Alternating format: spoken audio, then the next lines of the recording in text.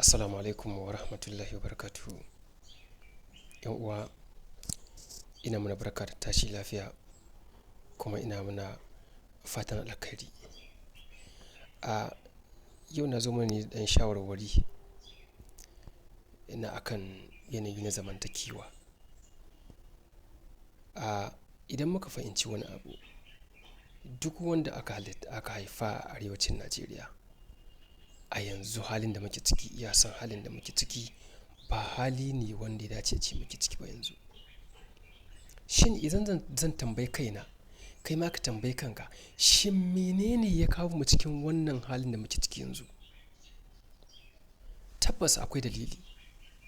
Wannan dalilin kuma bai rasa nasaba da abun da muka ginu ko muka gina kanmu wanda ba Allah ne ya tsayar da mu a wurin ba, mu ne muka aje kanmu a wurin. Menene wannan abun? Duk mafiya yawan 'yan arewa sun yadda cewa kasuwanci abu ne wanda zai gina al'umma.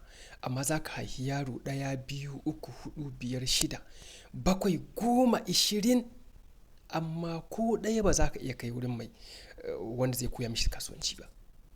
Kowanne daga ciki zai tashi an sa shi makarantar allo, ya ɗan samu wani abu da yana addini, alhamdulillahi.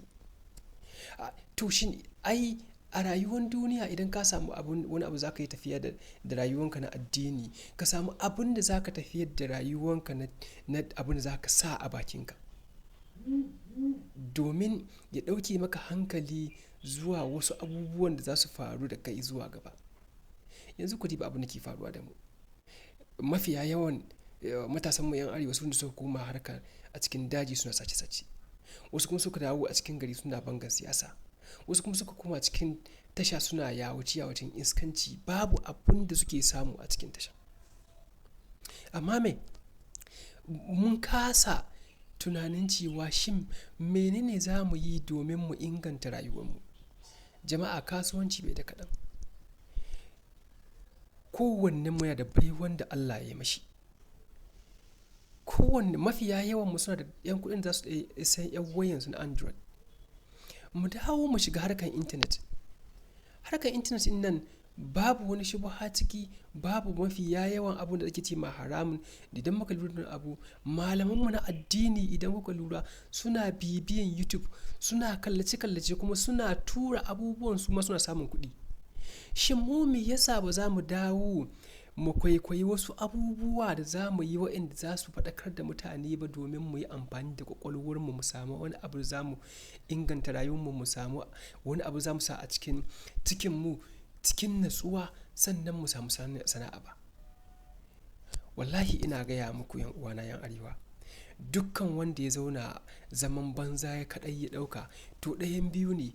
Ai malam Bahaushe ke cewa kwaƙƙi noma zai yi awo. Idan dai baka yi sana'a ka samu abin da za ka samu ba, to tabbas za ka yi wani abun da zai kawo maka aikin a sha a rayuwa, domin zuciyanka sai ta ƙudurta maka wani abu za ka yi wanda zai kawo maka matsala. Don haka yana ba mu shawara mu dawo mu inganta rayuwarmu. Dukkan ɗan arewa ya sani wannan, ba ni kaɗai ba, duk wanda ke zama a arewa ba ɗan arewa kaɗai ba ya sani muna zaman banza, muna ayyukan banza, muna zamantakewa ta banza waɗanda ba ta da amfani gare mu, ba ta da amfani ga addininmu. Sannan kuma mun yadda cewa abin da muke yi ba daidai ba ne, amma kuma mun kasa dawowa mu gyara. Shin me ke damun mu? Me ke damun rayuwarmu? 'Yan uwa, mu dawo mu inganta rayuwarmu. Waɗannan abubuwa, harkar YouTube, ɗazu ina sauraron wani ɗan uwa yake cewa harkar YouTube ana samu sosai, kuma abin da za ka samu a cikin YouTube zai ishe ka ɗauki rayuwanka, ka taimaka ma 'yan uwanka. Mene za mu yi? Ba dole sai kana comedian ba, ba dole sai kana malami ba, ba dole sai kana wani celebrity ba. A'a, kawai dai za ka zo ne ka yi creating wani abu da ka san da cewa zai amfani al'umma. Ka yi shi, ka aza, mutane za su kalla, mutane za su bi ka, sannan za a riƙa biyan ka akan wannan abun da kake yi. Don haka ina ba mu shawara, don Allah mu san me muke yi, mu dawo mu inganta rayuwarmu, mu biɗi sana'o'i na halal, mu biɗi hanyoyi, mu biɗi waɗanda za su koya mana abubuwan da za mu yi wanda za su inganta mana rayuwa akan harkar YouTube. Don Allah mu cire ƙiuya, mu cire kasala, mu cire lalaci a cikin zukatanmu, mu cire mugunyan ɗabi'an sai wani ya samu zan samu. Wannan ba ɗabi'a ne na ƙwarai ba. Yan uwana yan arewa, ina ba mu shawara da ni kaina da ku, don Allah mu dawo mu inganta rayuwarmu. Ubangiji Allah ya taimake mu, ya inganta mana rayuwarmu. Ubangiji Allah ya tuwa mana asiri, ya ba mu abin da muke nema duniyarmu da lahirarmu. A wannan takaitaccen shawarar nake so in ba mu. Ina fatan Ubangiji Allah ya ciyar da mu alkhairi, ya datar da mu abin da muke nema duniya da lahira. Assalamu alaikum wa rahmatullahi wa barakatuhu.